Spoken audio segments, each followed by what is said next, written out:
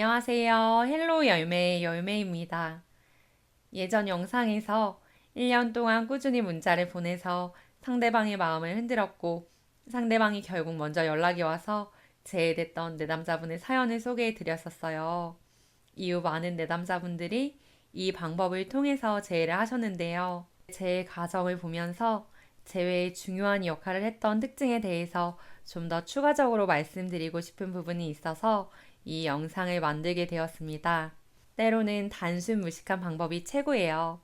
그런데 이 방법은 무식해 보이는 듯 하지만 의외로 효율적으로 접근하는 방법입니다. 또 절대 모두에게 적용되는 건 아니에요. 이 부분은 꼭 주의하셔야 합니다.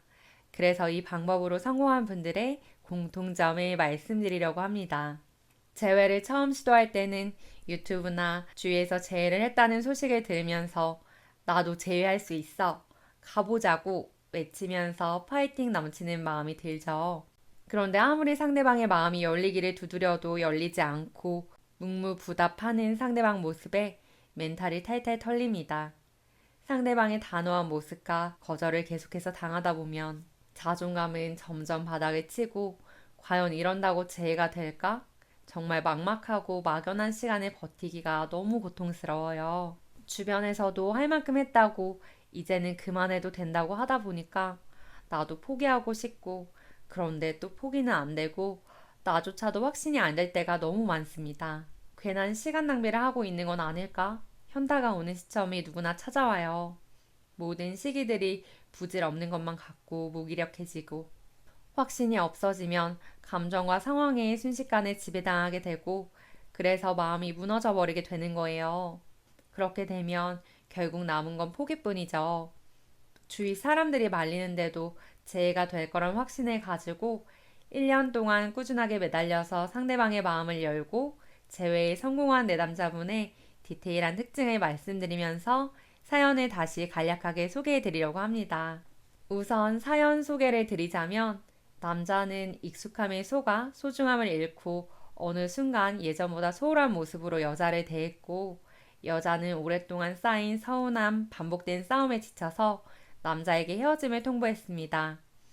남자는 붙잡았지만 여자는 거절했어요. 그때는 남자도 헤어지는 게 맞다고 생각하고 결국 이별을 받아들였습니다. 그런데 남자는 시간이 지나면서 여자와 헤어짐이 단순한 이별이 아니라는 걸 깨달았고 어느 순간 하늘이 무너지는 것 같은 마음에 이별을 감당하기가 너무 힘들었어요. 그러다가 이성을 다시 찾고 내가 더 나은 사람이 된다면 상대방을 분명 잡을 수 있을 거야 라는 의지를 가지고 상대방에게 문자를 한 달에 한 번씩 보내기 시작했습니다. 여자는 연애를 하면서 상처를 많이 받았기 때문에 남자를 다시 볼 마음이 1도 없었어요. 그래서 여자는 몇 개월 동안 문자 확인을 했지만 그냥 일십했습니다. 여자에게는 문득문득 남자에 대한 생각이 나긴 했지만 일상생활에 어떤 지장도 없을 정도로 남자와 제일 별 생각이 없었고 본인 생활에 집중하면서 어떤 반응도 하지 않았어요. 그렇게 1년이 되어갈 무렵 어느 날 여자는 기존의 썸도 깨지고 문득 심심하기도 하고 공허하기도 했어요. 그러다 남자가 보냈던 그 문자들을 보게 됩니다. 그 문자는 갑자기 여자의 마음을 흔들게 되고 여자는 이렇게 날 사랑해줄 사람이 또 있을까? 한결같은 남자의 마음에 감동을 받아요. 그래서 여자는 남자에게 1년 만에 연락을 했고 남자는 여자에게 바로 달려가서 둘은 1년 만에 얼굴을 보게 됩니다. 그 이후 몇 번 만나다가 이전보다 더 성숙한 남자의 모습에 여자는 남자를 믿고 다시 만나기 시작했어요. 예전 영상에서 사연을 소개해 드릴 때는 결혼 준비를 하고 계셨는데 지금은 결혼을 하셔서 잘 살고 계십니다. 이 커플 또 이 방법을 통해서 재회를 했던 내담자분들이 가지고 계셨던 공통적인 특징에 대해서 말씀드려 볼게요. 첫 번째는 연애를 할 때 주변에서 누가 봐도 결혼하면 좋겠다, 잘 어울리는 커플이다 라는 이야기를 많이 들었어요. 그리고 연애를 할 때만큼은 서로의 매력과 가치를 서로가 너무 잘 알고 있었습니다. 사귈 때도 여자는 남자에게 결혼하면 참 좋겠다. 넌 나한테 참 특별해.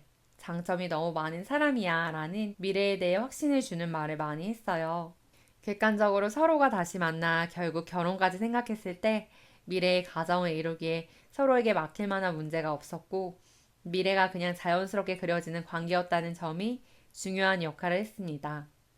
두 번째는 연애를 할 때 서로가 진심으로 사랑했던 추억들이 있었고 서로가 처음 해본 것들이 많았어요.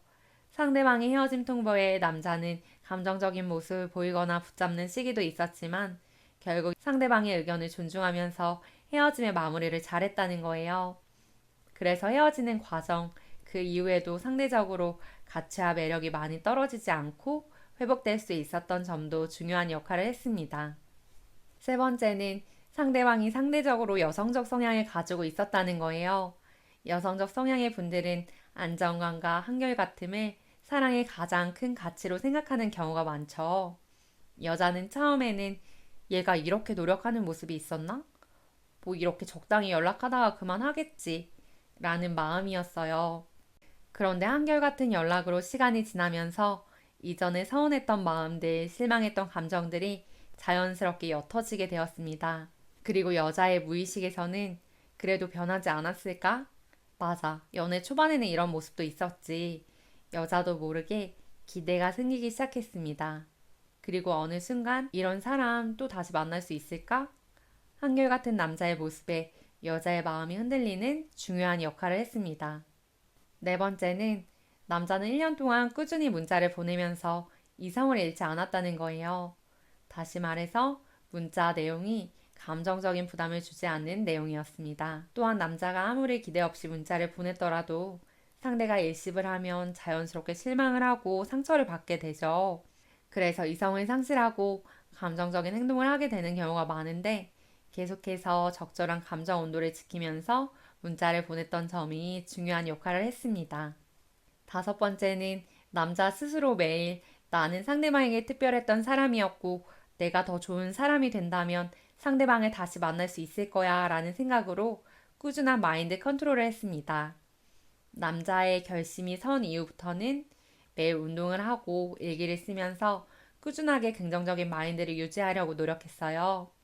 문자를 꾸준히 보내는 동안 상대에게 누가 생긴 것 같은 소식이 들리면 멘탈이 무너질 것 같아서 염탐을 일체하지 않았습니다.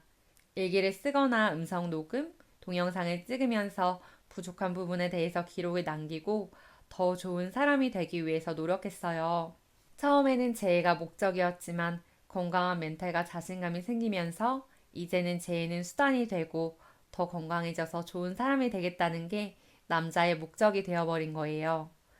이건 모든 재회에서 중요한데 이런 자신감과 여유가 있어야만 상대방과 다시 만날 기회가 생겼을 때 상대방을 다시 끌리게 만들 수 있습니다. 막상 기회가 생겼을 때 자신감과 여유가 보이지 않았더라면 여자는 쟤에 대해 다시 생각할 수 없었을 거예요. 또한 자기 개발을 하면서 관계뿐 아니라 일적으로도 좋은 성과를 낼 수 있었고 하나하나 성취감에 나오는 건강한 에너지와 자신감이 재회에 중요한 역할을 했습니다. 또 문자를 꾸준히 보내면서 재회를 하시는 분들의 공통점에 대해서 한 가지 더 말씀드리고 싶은 부분은 회복 탄력성이 좋다는 거예요.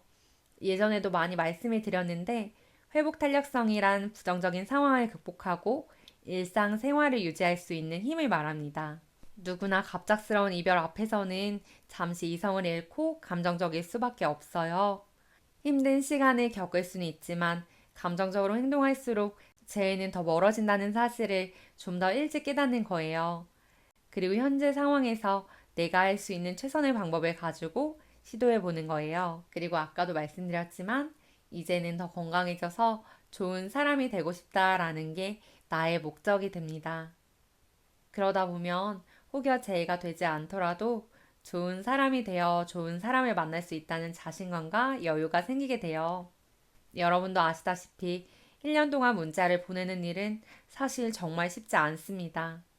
그래서 다시 한번 주의하셔야 할 점은 지금까지 말씀드린 부분에 해당되지 않거나 문자에 조금이라도 부담이 되거나 감정이 과한 느낌이 자칫 잘못 전달된다면 사실 그 전에 차단을 당할 확률이 높아집니다. 그래서 이 방법을 시도하고 싶은 분들은 지금까지 말씀드린 부분에 해당되는지 또 내 스스로를 돌아봤을 때 쉽지 않은 시간들을 내가 견뎌낼 수 있는 멘탈이 회복되었는지를 꼭 고민해 보셔야 해요. 또 내가 이렇게 시도를 했을 때 상대방이 나를 다시 만나야 하는 특별한 이유나 매력, 가치가 있는지, 회복이 될 수 있을지에 대해서도 꼭 확신이 있으셔야 해요. 그런 확신이 생긴다면 상대방이 부담을 갖지 않는 선에서 너무 자주도 아니고 늦게도 아니게 적절한 타이밍에 주기적으로 문자를 보내는 거예요. 그렇게 되면 알게 모르게 상대방에게 우리가 생각날 거고 결국 이 사람이다라는 생각을 갖게 도와줄 거예요. 주변에서 이제는 그만 포기하라고 말하고 더 이상 방법이 없는데 진짜 이 사람 아니면 안 되겠다라는 생각이 들면서 위에 말씀드린 경우에 해당되신다면 현명하게 참고해 주셨으면 좋겠습니다. 여러분, 오늘도 힘내세요.